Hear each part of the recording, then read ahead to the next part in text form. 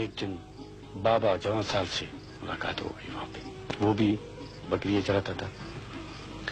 تو انہوں نے میری جب آواز سنی تو انہوں نے مجھے آواز دیا کہ بیٹے آپ ادھر آئیں، آپ کو یہ گانے کا کیسے شوق ہوا؟ اس وقت آپ کو معلوم تھا کہ بابا جون سال بلوچی زبان کے ایک بہت بڑے شاعر ہیں اور بہت بڑے نعت گو ہیں؟ جی جی یہ مجھے معلوم تھا، اس لیے کہ وہ بھی آتے تھے ہمارے وہاں دادے کے پاس. اچھا. تو ویسے ہم نزدیک تھے، اتنے دور فاصلہ کوئی نہیں تھا، تو ہم اس کو جانتے تھے کہ یہ شاعر ہیں. اب یہ پتہ نہیں تھا کہ گانے والا ہے، گاتا ہے یا شاعر بناتا ہے، مطلب اتنا ہم کو سمجھ نہیں تھا. تو جناب انہوں نے مجھے کہا کہ بھائی آپ کا تو آواز بڑا اچھا ہے، آپ تو اچھے گانے والے میں سے بنیں گے اگر آپ کوشش کریں، سیکھیں.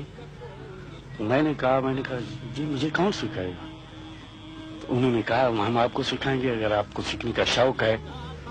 تو میں نے کہا بسم اللہ، مجھے تو شوق ہے. پھر جناب بابا جوان صاحب نے مجھے وہ سبق دینا شروع کیا.